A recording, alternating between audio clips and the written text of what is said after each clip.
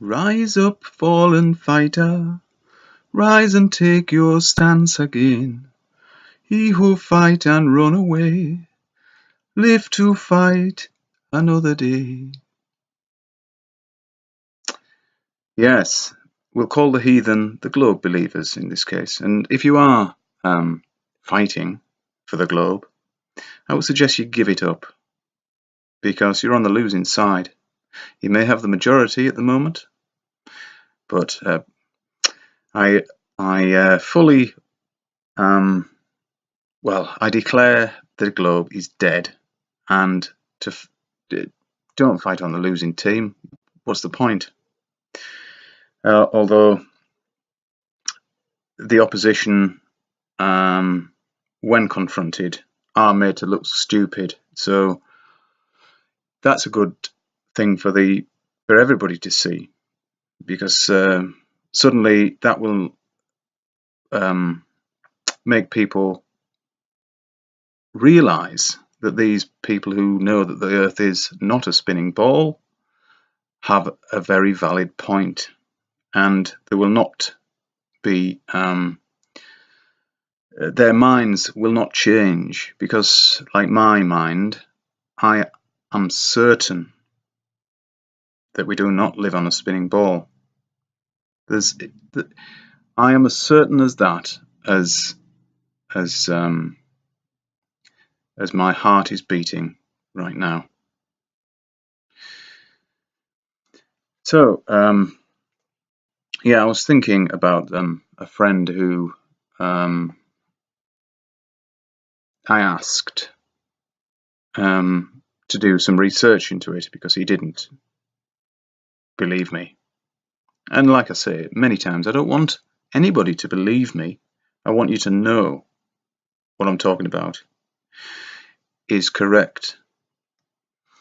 When I say that the water will not curve around a ball, that is just, I can't believe, I don't understand anyway people's mindset if they are still thinking that. I just cannot. I don't know. You're a different species, man. You're a different species. Of course, I don't really mean that, but it makes you wonder. So this friend of mine, yes, I do have one or two friends still. We were discussing, and I will admit I was coming on very strong. It was in the early days when you got all this new information and you just blurt it out, and it's very difficult for people for one to accept one point of what you're trying to get across, and two to listen to it and take it all in, because they'll get stuck on the first point probably. So I asked him, please do some research, and then we'll have another conversation. And we did. A few weeks later, I said, did you do any research? And he says, yep, the Earth's still a ball. And I said, well, obviously you didn't do any research then. And he sort of got a bit upset about that statement. So when you're asked to do research, that's my kettle, would you believe it? Excuse me. Yeah, so when you're asked to do research into Flat Earth, you may have seen signs or graffiti even saying research Flat Earth. Well, that's good, because people maybe will look into it, but it always bothers me that they will just go to a BBC science page online, or some other bullshit website or YouTube channel. And like I said before, if you put Flat Earth into YouTube, you get all the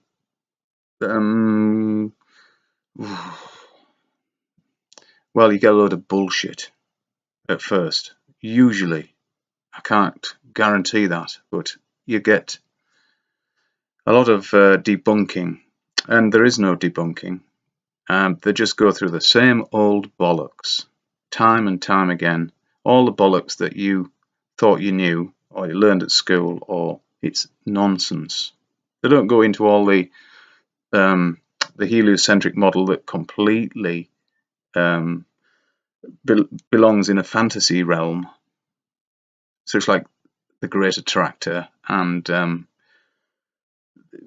facts like gravity is total nonsense.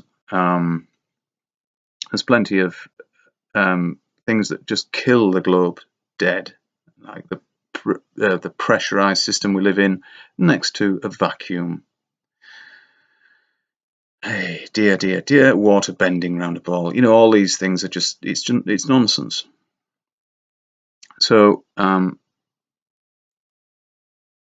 when I ask people to do some research, I don't really like to say go to this channel, go to that channel, because again, I want people to go out and do it for themselves.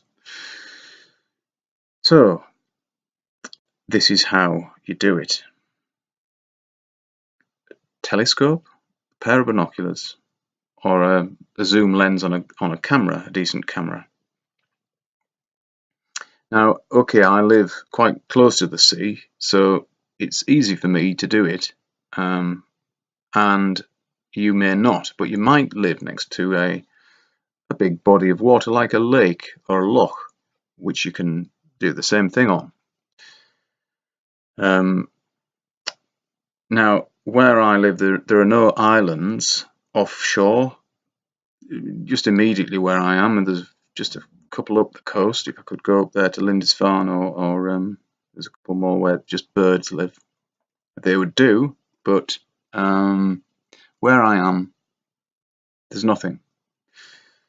So I've done the one where the boat, because it's a pretty busy shipping lane where I am, just off the coast, and you can see boats with your naked eye disappear. Have they gone over the curve? Of course not, because you can bring them back with your camera, with your binoculars, or with your telescope. Now, there will be a point, of course, where you're not going to be able to bring them back, and that's due to perspective. Now, I would urge you to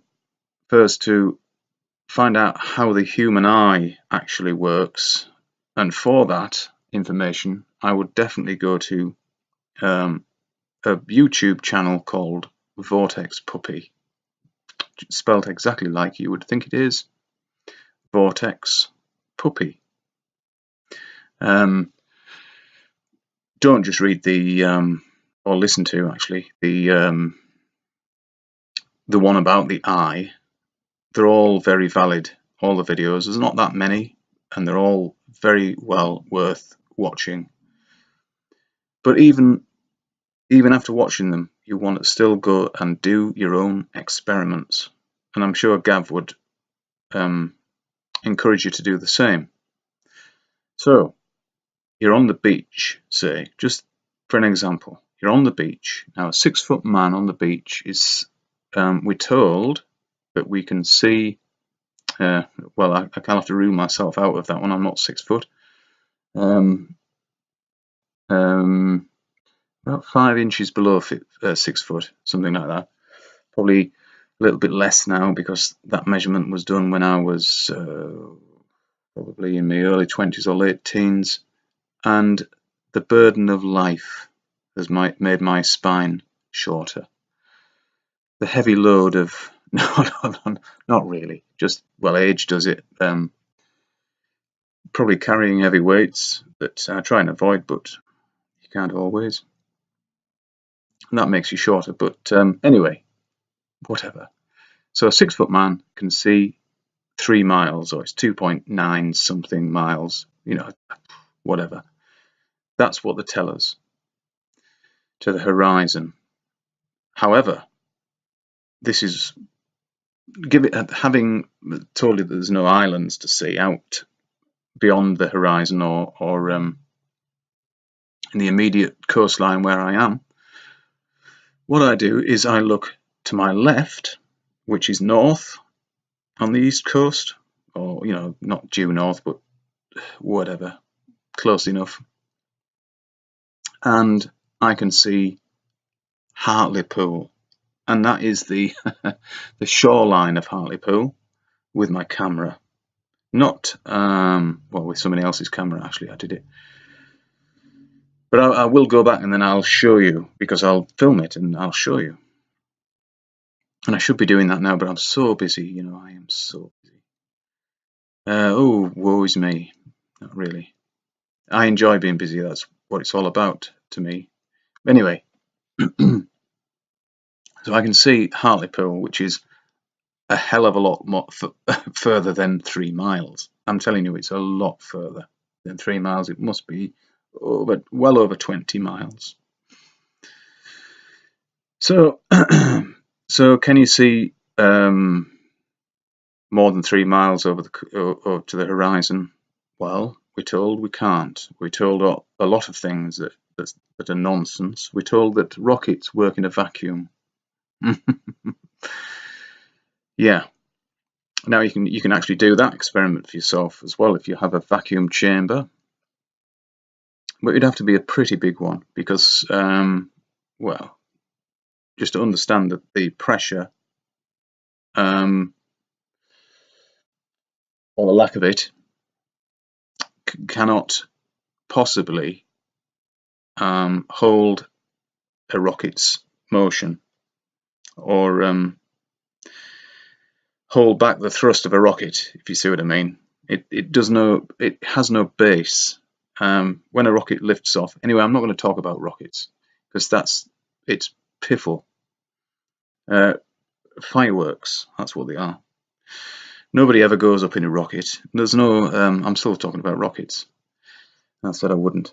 So right, so if you have no landmass out to sea, i.e. an island, then go side to side, go left to right, see what you can see. And if you've got a peninsula, a piece of land that juts out into the sea, all you have to do then is see how far you can see down to the shoreline of that peninsula, then get the map out, get whatever, and see how far away from it that you are or were, and there you have it. And then of course you need the 8 inches per mile squared calculation on top of that. And lots of people said, oh, that can't be right. 8 inches per mile squared, that can't be right. Well, it's very, very close. I mean, talking millimeters close, and it's just mathematics. So if you have a ball of a 25,000 mile circumference, that is the curve calculations. So what can I say? I didn't make it up. It's just maths. So it's a bit dull today. That means the midges are biting a little. I cover myself with all sorts of shite at the moment, just because it's so wicked out there for me. That love me. I don't know. Not many other people do, or creatures. Well, the cat quite likes me, I think. But midges really do like me. They really do. And I come up like, well, now I was actually bitten by a clegg the other day, and what a bastard. On my hand, thankfully it wasn't in on my face. But hey ho, this is life in the country. So yeah, I've just come in for a cup of tea, which I'm going to enjoy right now. I may slip a little bit of something in this video, so I better stop it right now so I can do that. So until then, oh, one more thing. I'm glad to see Antonio back. So he's cut his hair, so what? He's not Samson, he won't lose his strength due to that, but welcome back, Antonio. Crack on.